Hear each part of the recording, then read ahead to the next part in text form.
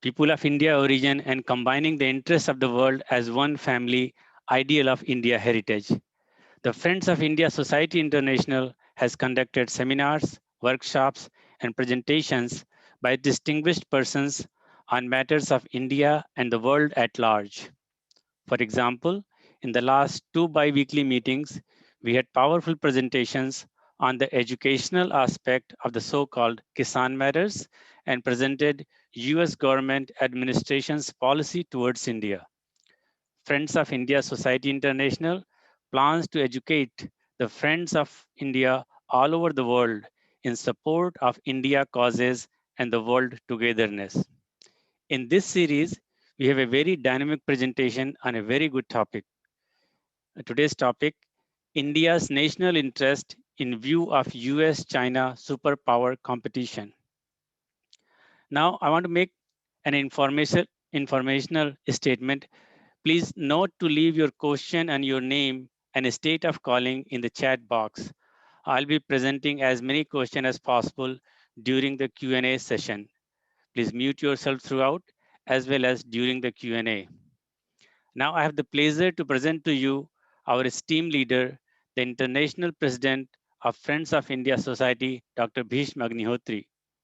Dr. Agnihotri has a long list of accomplishments and credentials to his credit. A few will be mentioned. He was the youngest person to be selected on a competitive basis as a judge in India. He served as the first person of India origin to head an American law school and was dean and chancellor for the longest tenure in American law school. He served various organizations in the service of the community at large. A few may be mentioned. He was the first president of HSS, General Secretary of World Fellowship of Religion, honorary advisor and attorney to OPI for a long time, represented ISKCON before the Supreme Court and other courts and won the cases without any fee. Dr. Agnihotri was appointed as the first ambassador at large by the Government of India in 2001.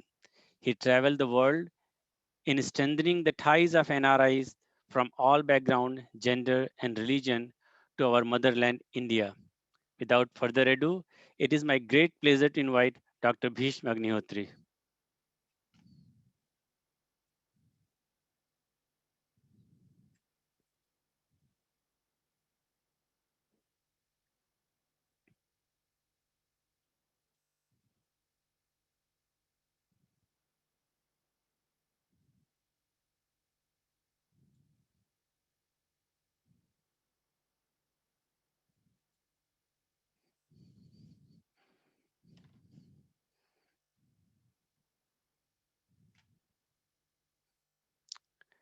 Agnihotri.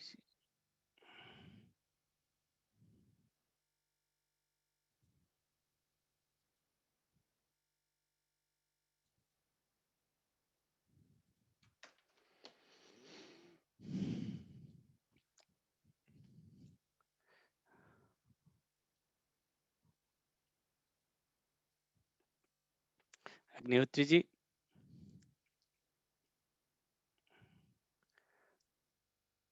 Agnihotri ji.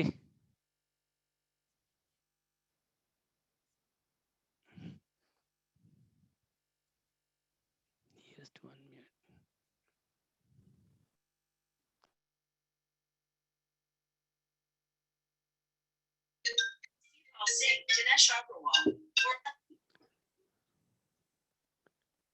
Hello, Bhishma ji, yes, now we can hear you now. I can hear you. Okay. I'm Yes. sorry that I understand. They told me that you have controlled me. I couldn't be unmute. Thank you very much. Thank you very much. And let me greet you for this occasion. This is a great occasion that we have amongst us an internationally respected, most distinguished personality. And I'm very happy, pleased that he agreed to come to a program on a short notice and without hesitation. I know we are all anxious to listen to his scholarly discourse, However, because I happen to be president of Fiji, as they call it, uh, before I before I detail his accomplishments, I would like to take you through the origin of his relationship with Friends of India Society International historically.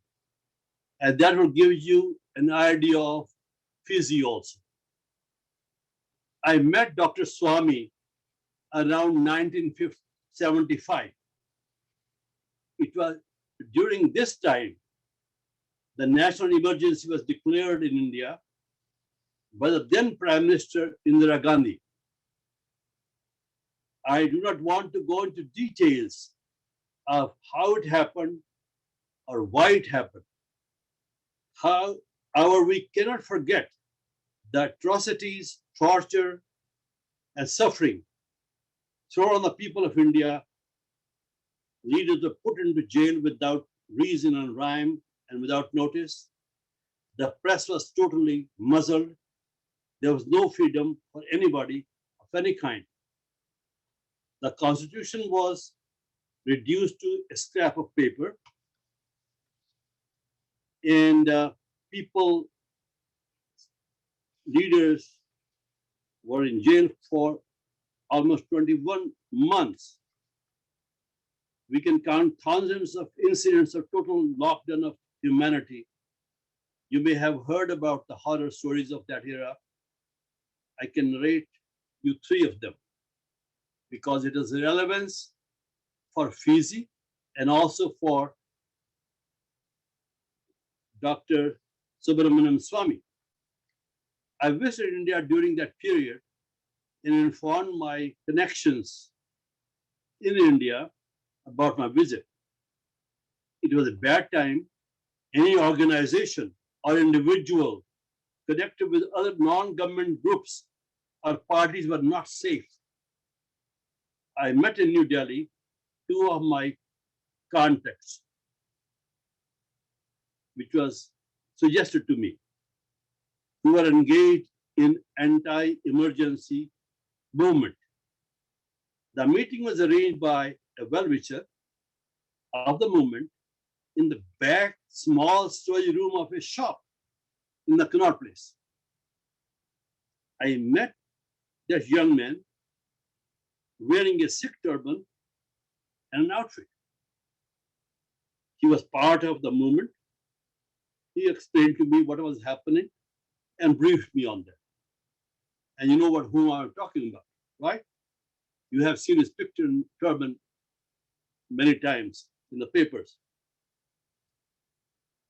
Then I also met another very noble person later on, and he also informed me that he would like to see me.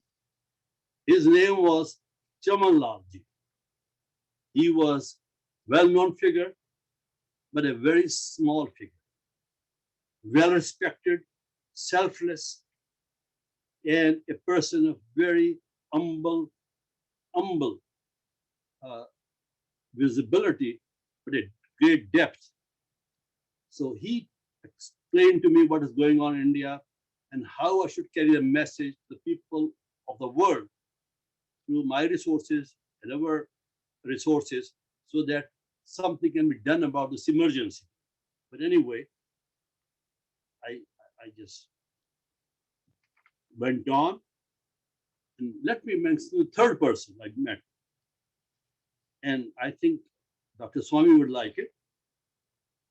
I, on the invitation of that person, I visited the residence of Justice Hansraj Khanna of the Supreme Court. He was my former boss during my tenure as a trial judge in New Delhi courts. He wanted to give me a copy of the judgment, we call it ruling in America, for circulation to various peoples in America and elsewhere in the world. But he was very mildly, almost very mildly, gave me the copy. And I couldn't believe that Justice Hassan Sajja was scared of the moment. Of course, his people closed the windows, closed the doors, and asked me to go from the back door. You know why? Because the judgment he wrote, there were 5 judges ruling, and he was a dissenting judge. That's right. Dr. Subramanian knows it. Yeah. And he was a solitary judge against the emergency and the Prime Minister of India at that time. And he was scared of his life. That was a time of emergency. Nobody was safe. The tragedy was, I was so shocked being stayed in America for some time that it could be that kind of suffocating. Anyway, I can keep on adding, but let's go on. This is a sampling of the terror of emergency. So, what could be done? A movement had to be organized to fight this cancerous regime. Opposition leaders were jailed. So people of all parties except the government party joined together to undo this attack on democracy. This was one time in the history of India that all parties joined together. They had to work underground, but fortunately they had a well-organized organization with great resources and people to help the cause. And that was the establishment of RSS and their workers. Others are there, but workers are working. And they had moved all around India to galvanize, to talk to people. It was not for a party, it was for the country. They all were working. And the people were all backgrounds and all political associations. So why I said all these things? Because it involves our friend, Dr. Subramanian Swamy. But here comes next.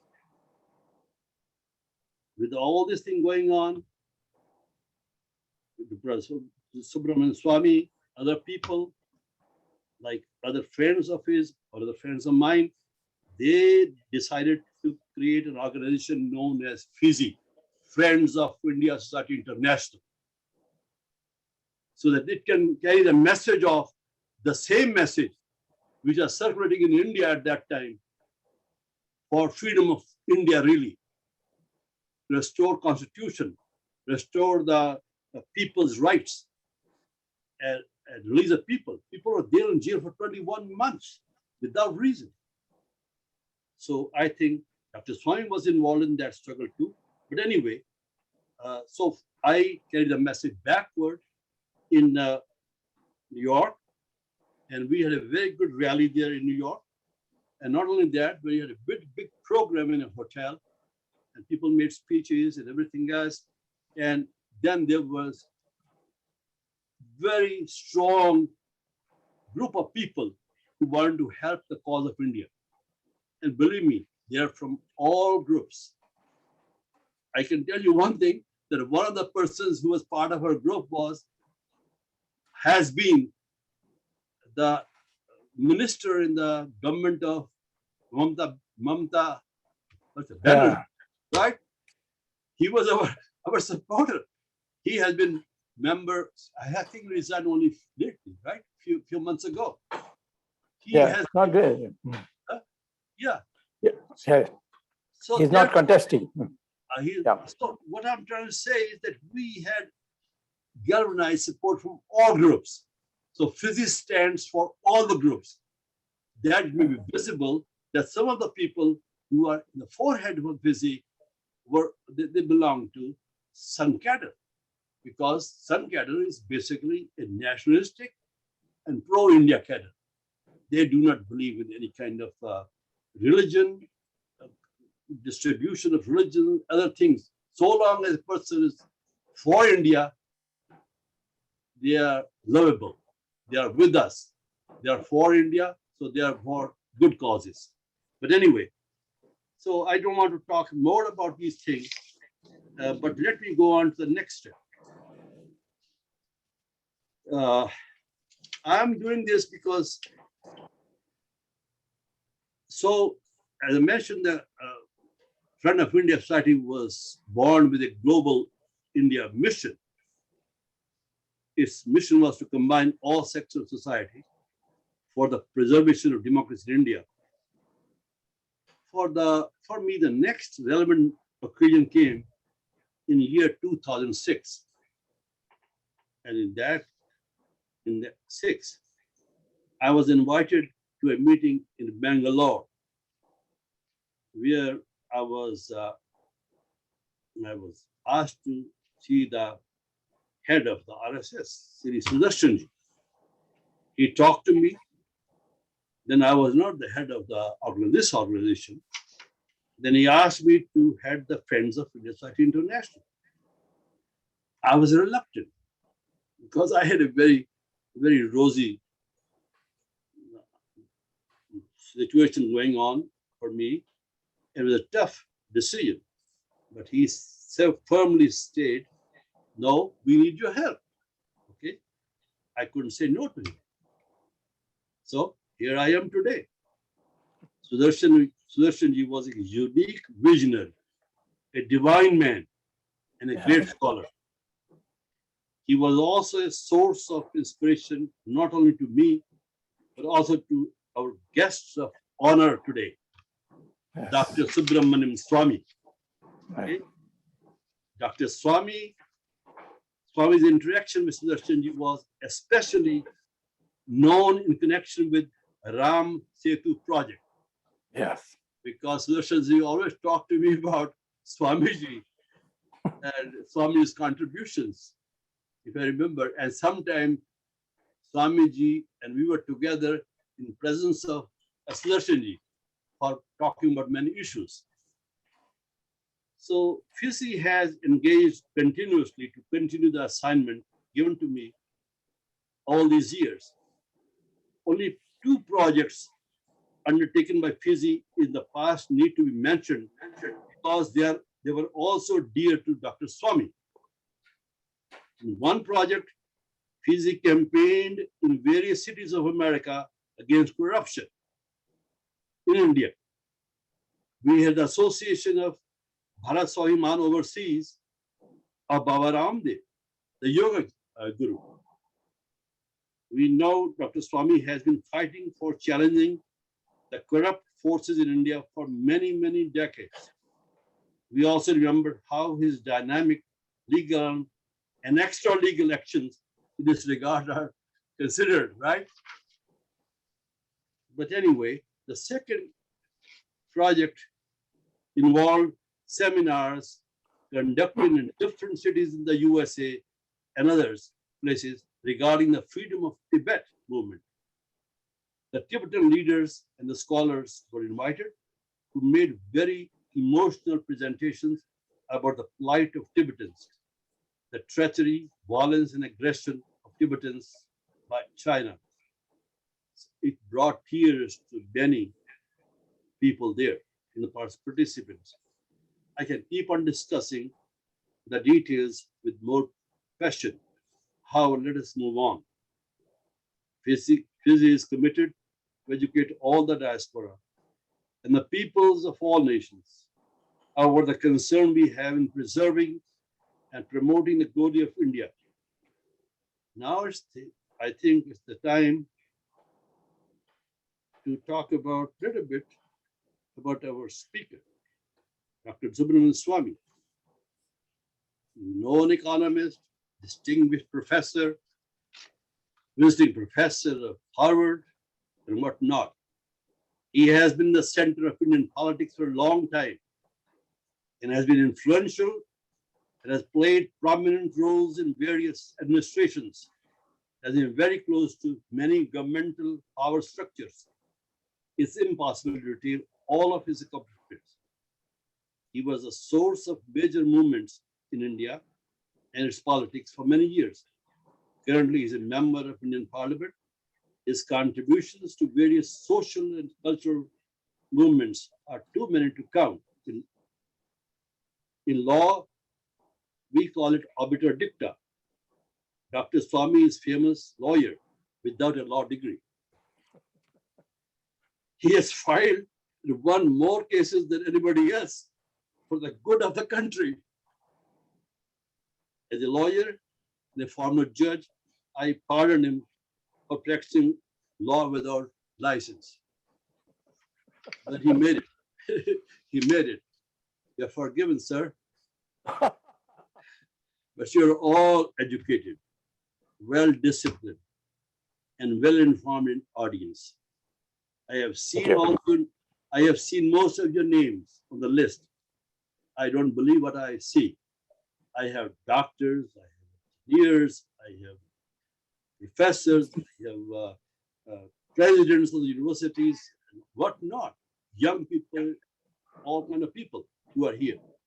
And sometimes they know more than I know. So you are here, you can go Google about him. You can know everything about him, plus and minus, and how many cases he won and how many people in catching them stealing things in India. So I thank you at this time for joining us. And I thank you for joining us to hear this great leader and in welcoming again the one and the only one, Dr. Subramanian Swamy. Thank you very much again. Thank you, sir. Professor Ambassador Agnihotri-ji, I a pleasure to see you again. I remember how often we consulted you during the emergency movement too. And Friends of India Society then played a major role. And I remember Mrs. Gandhi, when she returned back to power in 1980, she said, I declared the elections only because of you people's activities in America and the enormous pressure brought in by Western countries. So that was a major goal in which we played a catalyst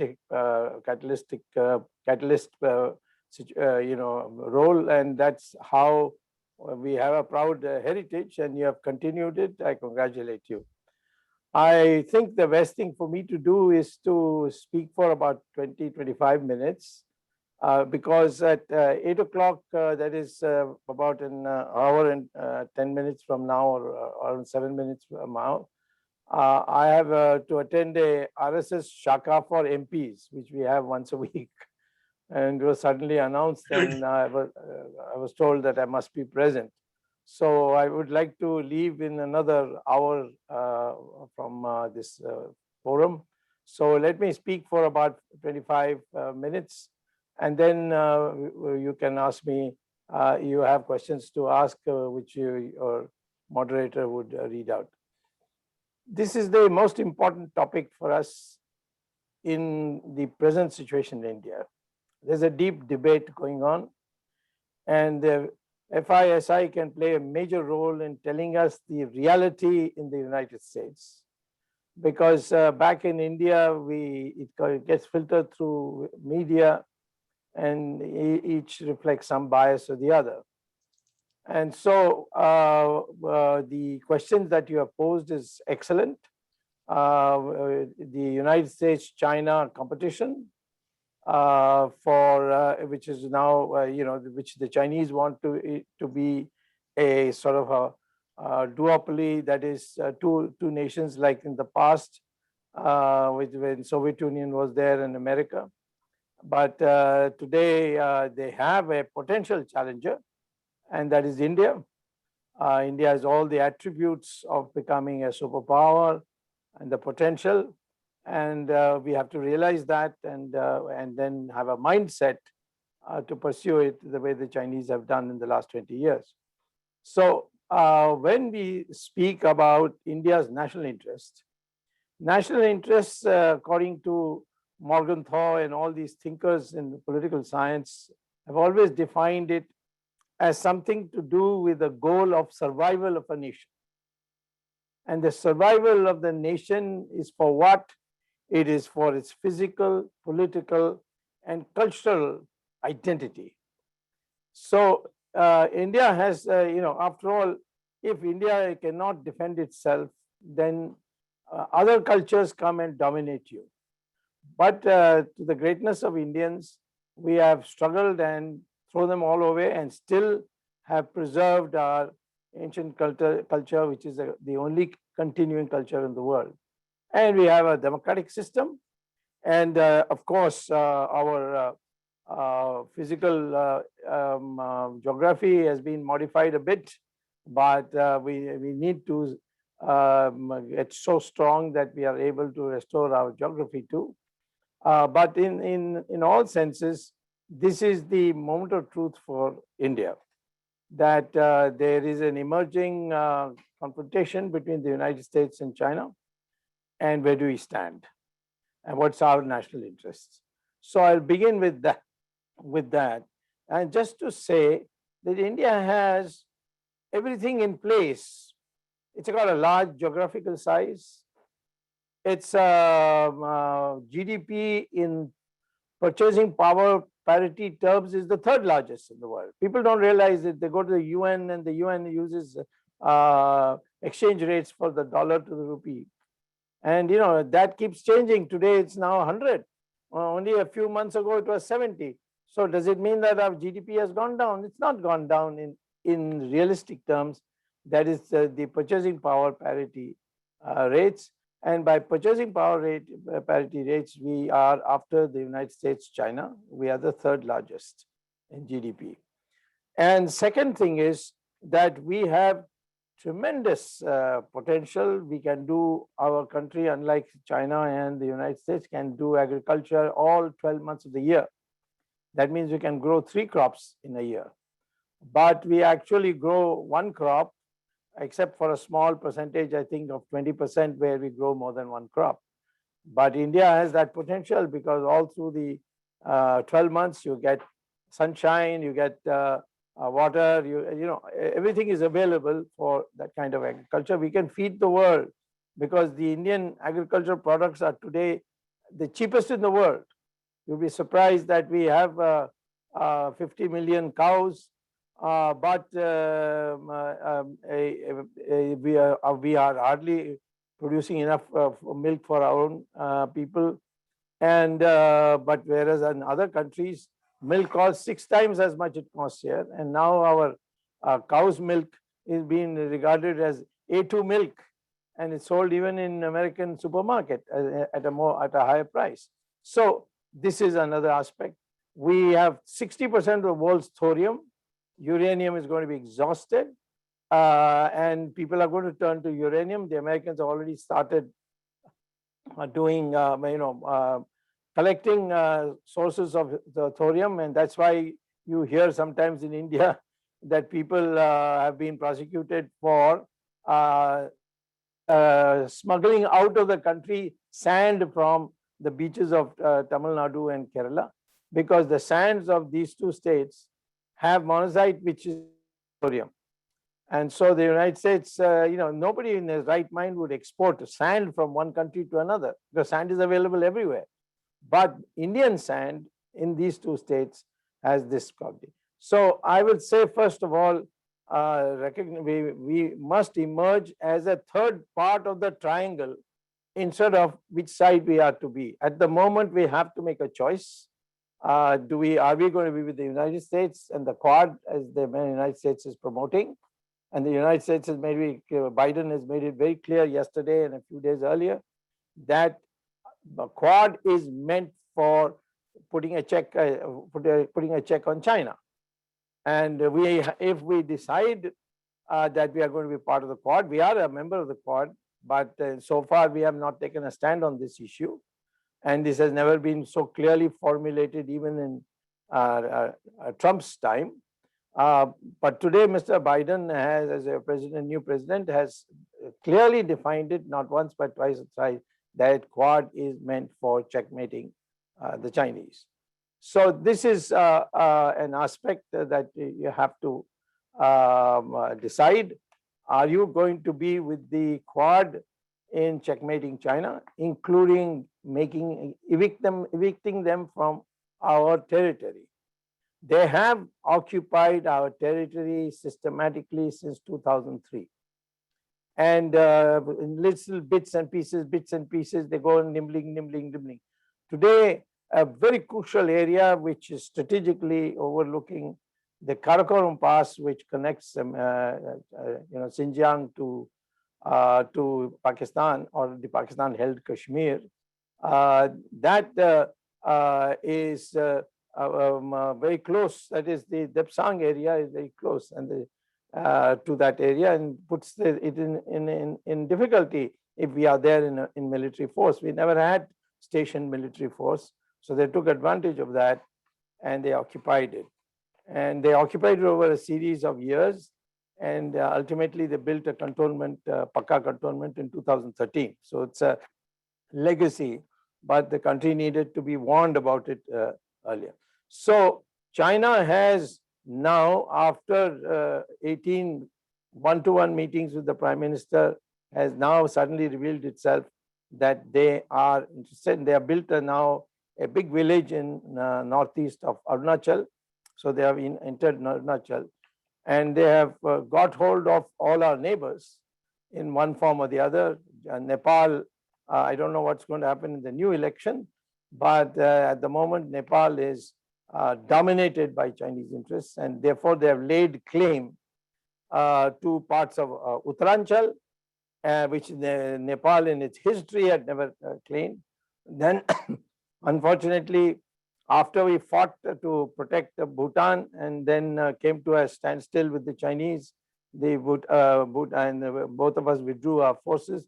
Chinese have returned, and Bhutanese have signed a pact to allow the Chinese to build a road from Tibet along the Sikkim, which is a state of India, Sikkim coast, border down to Bagdogra.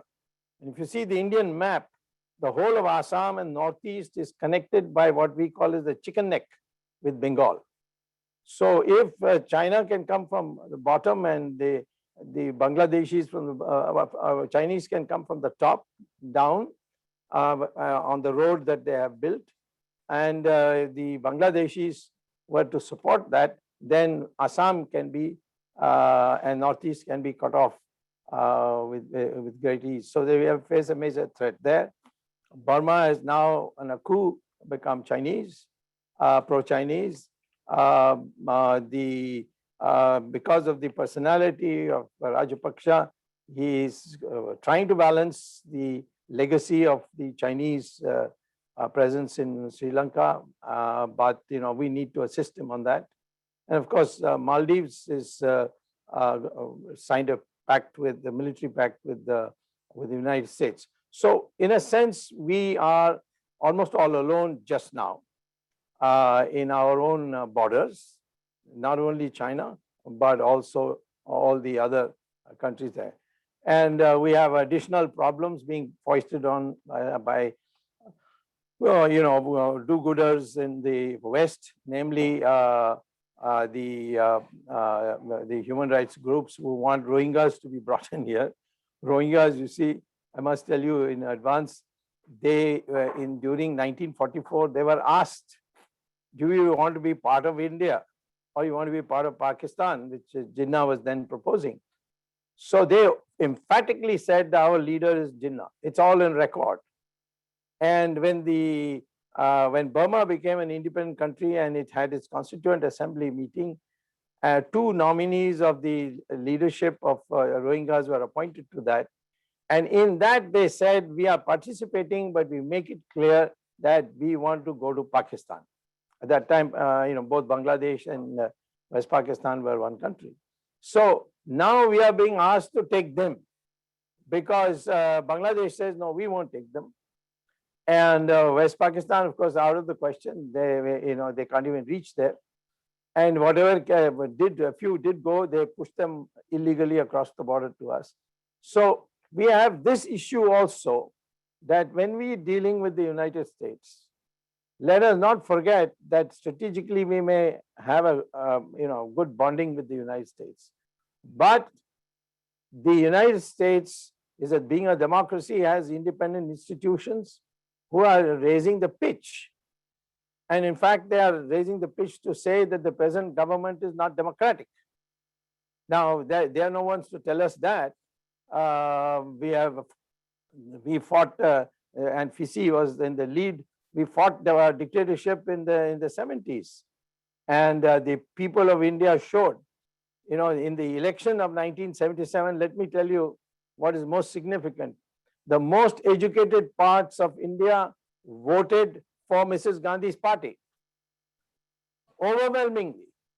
And the most uneducated part of India, the UP, Bihar, I mean relatively I'm speaking, UP, Bihar, Madhya Pradesh, Rajasthan, Haryana, Himachal, they all 100% voted for the Janata Party. And if they had not so done, and of course defeated Mrs. Gandhi and her son also, if they had not done that, then there would have been no democracy today, or starting from 1977. So it is wrong to say democracy is for well-to-do, educated, and so on. It depends on how you are educated. We have been brought up in the British system, so therefore we have this problem also, that to manage the democracy, it's not so much the question of these liberal do-gooders who are constantly raising issues and blowing it up. The masses of India want democracy, and there is no threat to the democracy as long as the masses dominate. So in this background, we need to remember two things. Number one, that China is an occupation of our territory, Pakistan is an occupation of our territory. At the rate at which events are taking place in Pakistan, I would not be surprised if China took control of Pakistan too. The only thing that's holding out is the Pakistan military, but that's no solace to us because they are more hostile to us than the civilians of Pakistan. But the trend in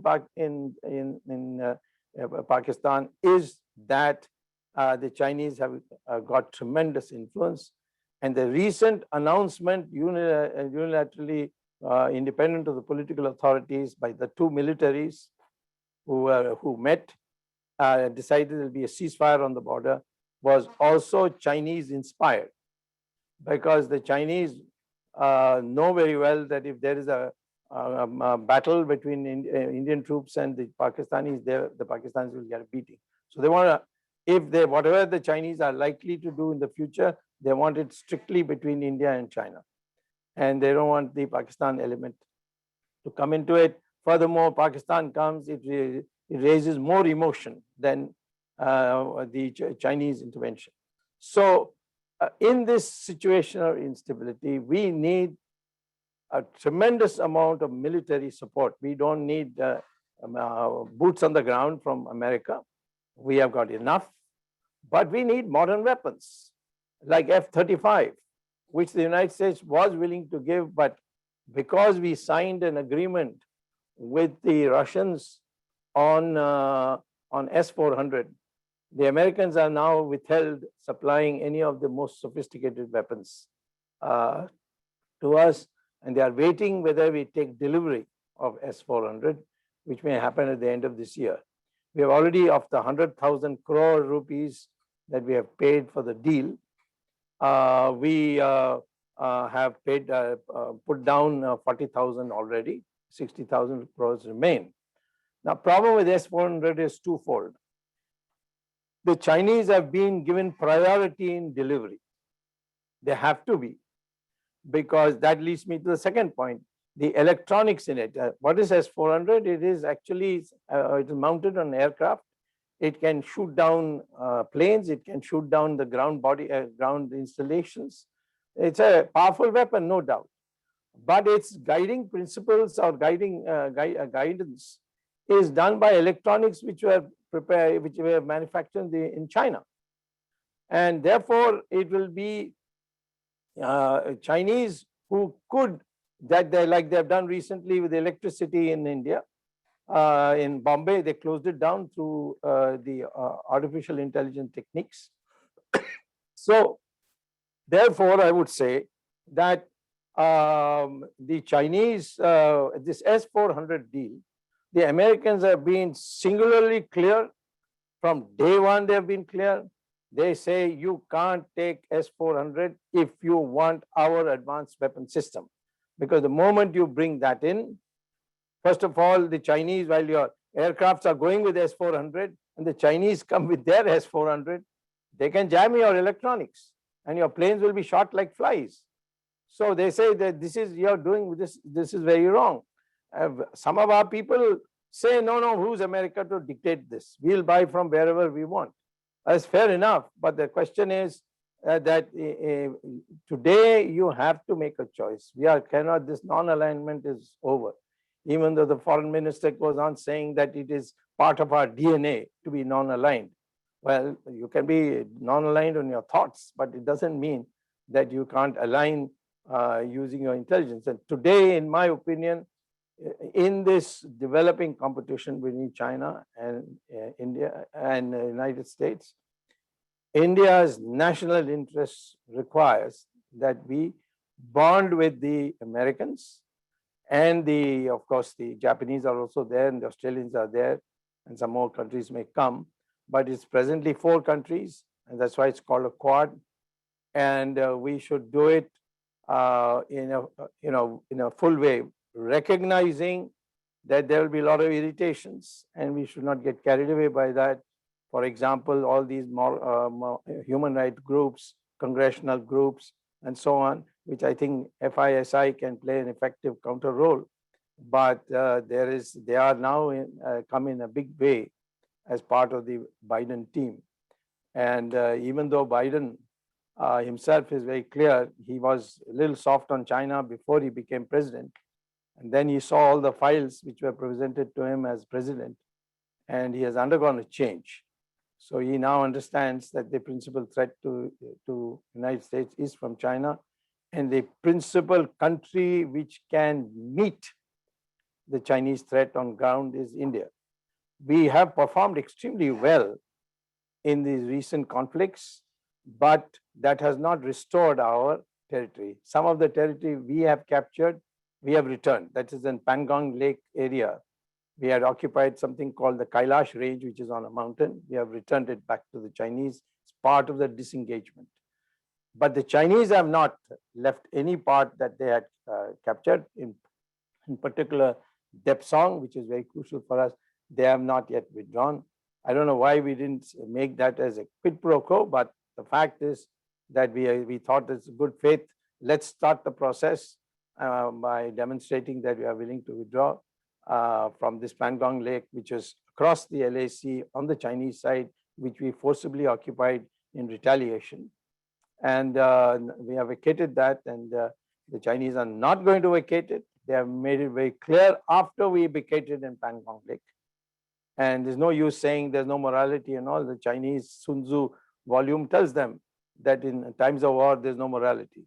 So we need to be very clear that there's only one country in the whole world which has got the reach and the influence. That's the United States as far as China is concerned. And till the Chinese vacate all our territory, we should have nothing to do with it. I believe our bureaucracy is urging the Prime Minister to reassert its non-alignment by having the BRICS summit meeting take place and Xi Jinping invited to Delhi through of course, the online method. No, this one is not going to be online, it's going to be physical. And he will physically be present. I don't know how this is going to go, whether we are going to go through with it or not. But clarity of mind is necessary. The topic, national interest requires what? In the US-China power competition, in my belief, at the present juncture and probably for the next 10 years, we need to be part of the Quad and be part of the objective of the United States to confront China wherever it is necessary and possible. Thank you very much for this opportunity. I'd be very happy to answer any questions that you may have. Thank you, Dr. Swamy. It's such a privilege or to listen to you all the time, because every time you speak, it's all economy and fact. They all always together, which makes it very interesting. There are many questions have come. Some of them you have already answered through your topic. I'll take one question coming from Nitish Mir Chandani. He's a college student at North Texas. He would like to know that, do you believe that the US and China can avoid the Thucydides trap? You'll have to explain to me what that trap is. I think this is it's a Greek. Yeah, that's right. That's why Right. I didn't understand. Right. What does it mean? Probably say, I think some theory was evolved. So probably we'll just drop that and go to the next question maybe. All right.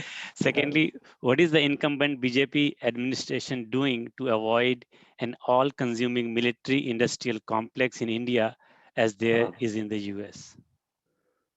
Well, the US had reached a certain height after World War II. Let me tell you that the Great Depression into which the United States economy fell could not have revived in the post-war boom had it not been for the military industry that was necessary for World War II. And this is an admitted fact by all economists, that what boosted was the military production. You see, what happens in these kinds of depression, as it's now happening in India, and I'm trying to emphasize it regularly, there was a demand deficit due to the fall of wages. In India, there has been a demand deficit developing over the last 4 or 5 years, but it was doing gradually. Then this lockdown came, and it was a total collapse. So this in the United States, when the depression took place, there was a collapse of industry. People became unemployed. There was no money, and it is only after John Maynard Keynes came up with the theory that when there is a demand shortage, there's nothing wrong with just printing notes and handing it and putting it in the hands of the people and tell them go and buy. Because the earlier theory was any printing of notes which is not in ratio of your gold stocks is prohibited. And so the gold standard went with that. And so today we don't have any bar for Indians to print notes. And I've been suggesting to our government, print notes, make them build roads, and then they get a salary. Or give them and they go and buy. So the fellow who has been out of serving, those people who used to sit in the footpath and sell sabji, they will get somebody to come and buy the sabji, see, the vegetable. So I think it's too premature to talk today about the military industrial complex. I think our military is in the forefront. They are bravely fighting, and they have been very, very clear, not once, but several times. Mrs. Gandhi is reported to have said after she lost the news, she was losing the 1975-76 elections, or excuse me, 77 elections, that the military should take over. And they said, no, madam, we cannot do that. We are not going to interfere in civilian affairs. And throughout our history, there were many opportunities for the military to take over, especially after the 1962 war, but the military refrained from doing it. And I think that we should rely on it. We have not got that kind of relationship within our industry and military that you can call it a complex just now. We need the military to acquire weapons, and we need the industry to grow. And I think we can be safe that there will be no industrial complex for the next 10 years. Thank you. Next question is by Ms. Prashar. She is from your neighborhood, India, Gurgaon.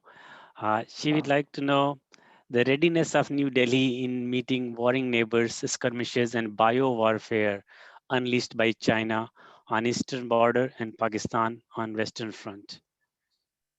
See, our scientists and people both in the United States, it has been demonstrated here, very brilliant people. We are the cheapest producers of satellite launchers today in the world. I mean, we nearly succeeded in landing our craft in the moon, which only due to some glitch didn't happen, but we'll do it very soon. And we are, as I say, the cheapest producers of rockets that launch satellites. So our capacity is enormous. We have done extremely well in atomic energy. Yeah, we have done extremely well in software without any encouragement, merely because of the Y2K crisis in America and the demand that came from America, that it grew and now is flowered into a major industry. We were earlier on, about 20 years ago, people were talking about artificial intelligence, especially after Rick Brick's article in the Journal of Artificial Intelligence of NASA, where he said that future computer language will be Sanskrit. And everybody was shocked. But the fact is the grammatical structure, the phonetics of Sanskrit is unmatchable, unbeatable. And future artificial intelligence language will have to be Sanskrit. That now is more or less accepted. So India is, there's no shortage. But at the moment, we have been spending only 0.5% of our GDP, of our budget, leave alone GDP, 0.5% of our budget on R&D. We don't encourage people. There's a lot of bureaucraticism.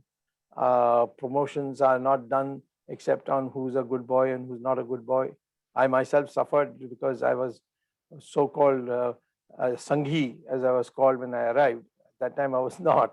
The Sanghis discovered me only after I came back in '69. Only after the propaganda came that I was a Sanghi. And that was done by Mrs. Gandhi on the floor of Parliament. And because I challenged socialism, we have come a long way. But at the same time, we need to encourage our scientists and give them a free hand. If our research and development means you can fail, but you fail, and then succeed. That kind of encouragement needs to be given. That culture has not come, but we are capable of building our scientists to do almost anything. Recently, we have produced a totally indigenous vaccine, which is the safest in the world, by the way.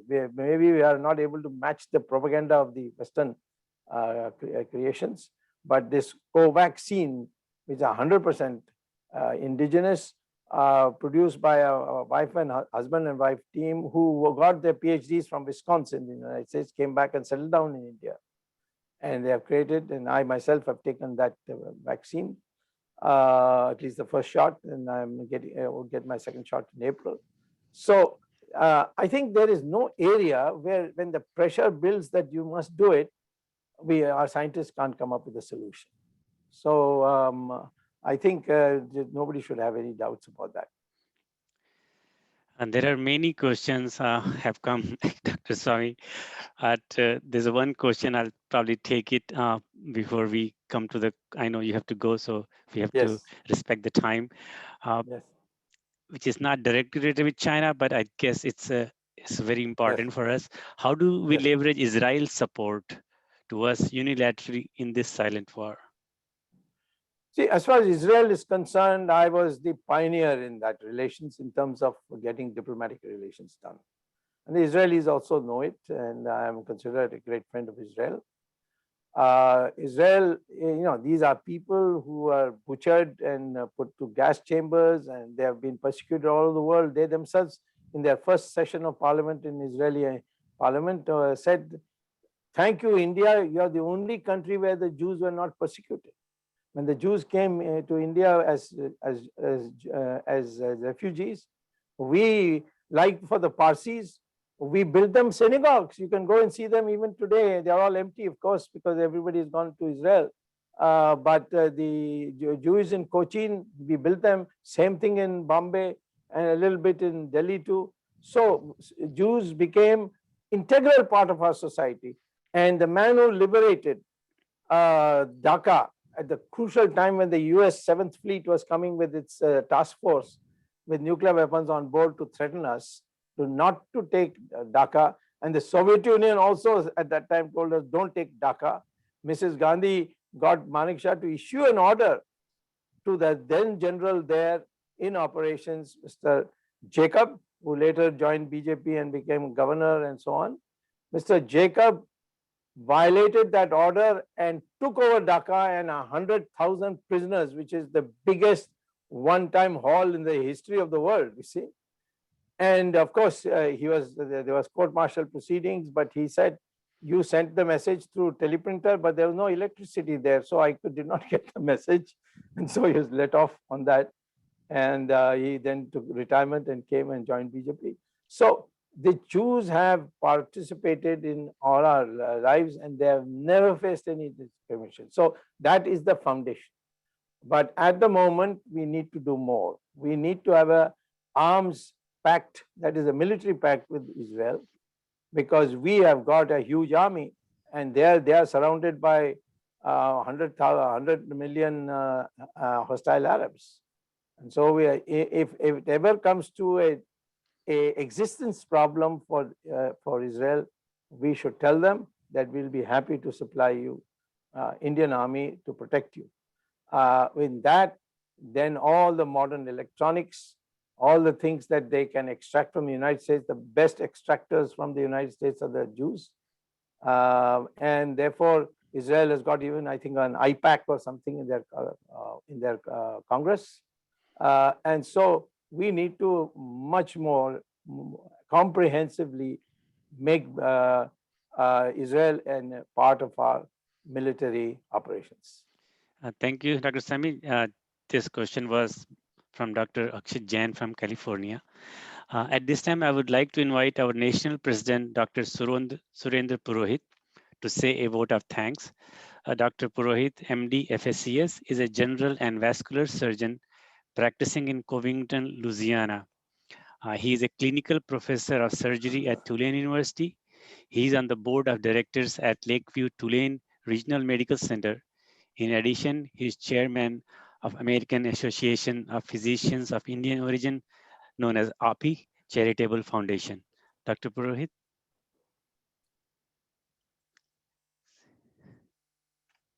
Yes. Unmute yourself. Yes. Dr. Purohit, can you please unmute?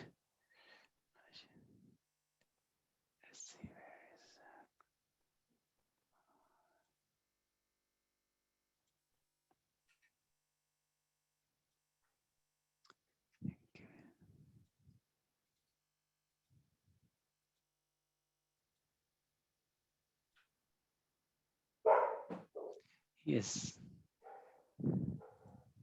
Yes, sir. Dr. Purohit, we cannot hear you.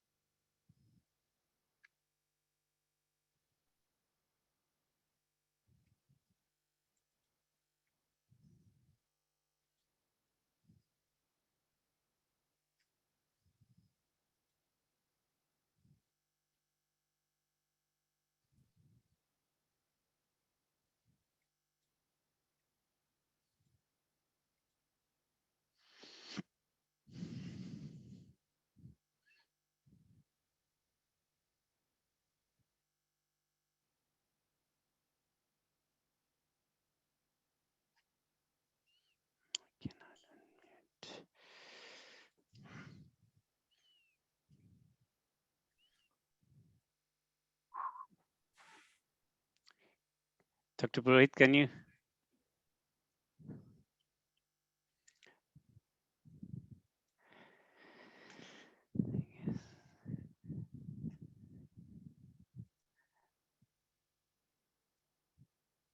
Dinesh, do you want to unmute yourself? Okay, I am unmuted. So, Bhishmaji, can you do the vote of thanks then? Now we can hear you. Who's Okay. that? Well, This- Dr. You. Swamy, It's for Dr. Dinesh Agrawal.